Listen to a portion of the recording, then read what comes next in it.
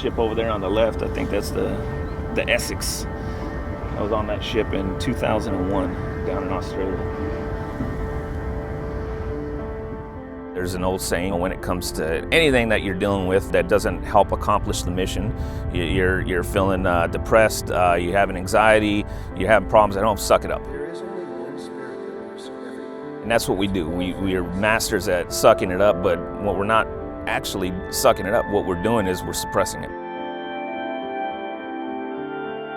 One statistic that you hear over and over these days is that 22 veterans a day commit suicide. And that's only out of 26 states that are reporting. So out of the other 24 states, it very well could be 44 or more. I don't want to be one of those statistics.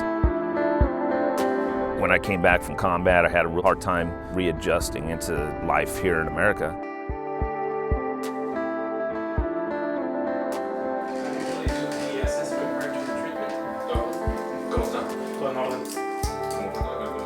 I'm hell-bent on not letting this addiction consume me.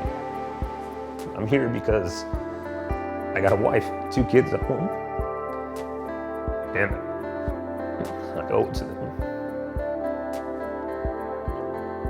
Just can't do this. Can't be this person anymore.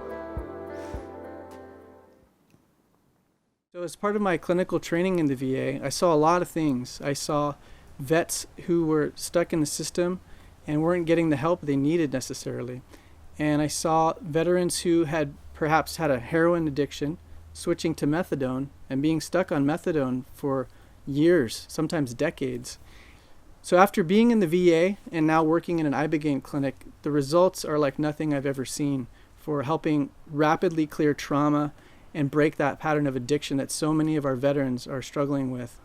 Many people have anecdotally reported to me, these are colleagues, patients, friends, how profoundly helpful certain psychedelic experiences have been for them. Ibogaine seems to be one of the few drugs that it changes the whole underlying rules of the reward system. And that may be why it can be more effective than other treatments that try to block the effect, and why just abstinence alone is very hard to achieve. I bought into what I'd been fed my entire life.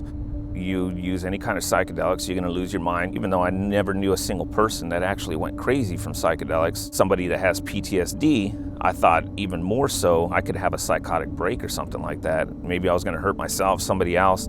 I was very fearful of that. It was a great relief to see that none of that was true. You're forced to deal with a lot of your inner demons, but it's not in a way where you can't tolerate it. I was out of my comfort zone for sure, but it wasn't to the point where I couldn't handle it. Yes, it did resurface some traumatic experiences that I lived through, but it did so in a way that didn't seem so traumatic.